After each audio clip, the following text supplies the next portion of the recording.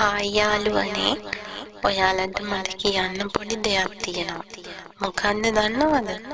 මේ ළඟදී ප්‍රවෘත්තියක් ගියා පිටරටින් ආපු සුදු නෝනා කෙනෙක්ට අපේ රටේ මිනිස්සෙක් කරන නොමනා ක්‍රියාවක්.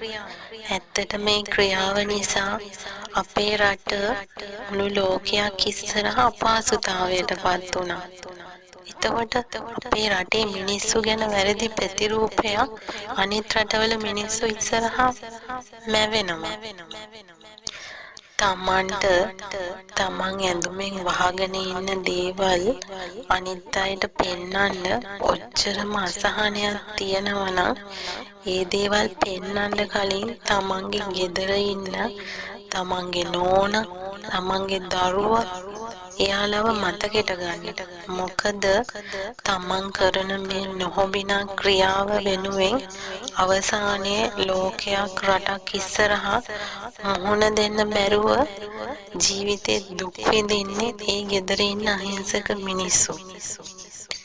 එතකොට ඒ කරපු නොමනා ක්‍රියාව නිසා අපේ මේ බෞද්ධ රට කොච්චර අපහසුතාවයකට පත් වෙනවද?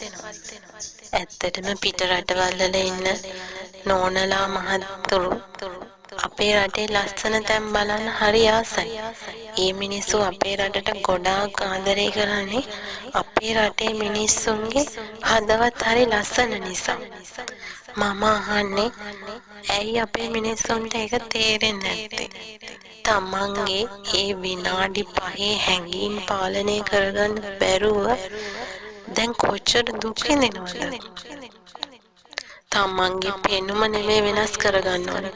තමන් හිතන පතන විදිහ. තමන්ගේ සිතුවිලි. මම මේ දේ කරොත් මෙතනින් එහාට මොකද්ද වෙන්නේ? ඒ වගේම මේක බෞද්ධ රටක්. මොන ආගමක ජාතියක මිනිස්සු හිටියත් මනුස්සයන්ගේ හදවතට දැනෙන්න ඕනේ මම මේ කරන්නේ මහ ජරා වැඩක්. මේක පොඩි වෙලාවක සතුට විතරයි. එතන එහාට ජීවිතේට එන ප්‍රශ්න තමන්ගේ ගැහැණිය, ළමයි, අම්මා, තාත්තා කොහොමද සමාජයට මුහුණ දෙන්නේ? සමාජයක් ඉස්සරහා ඒ වැරැද්දක් නොකරපු මිනිස්සු කොච්චරනම් අසරණ වෙනවද? ඇයි හිතන්න බැරි? සත්තුන්ට හිතලා දේවල් කරන්න බෑ. හිතන්න ශක්තියක් නැහැ. ඒත් මිනිස්සුන්ට හිතන්න ශක්තියක් තියෙනවා. ඒත් ඇයි මිනිස්සු සත්තු වගේ වෙන්නේ? තේරුම් ගන්න.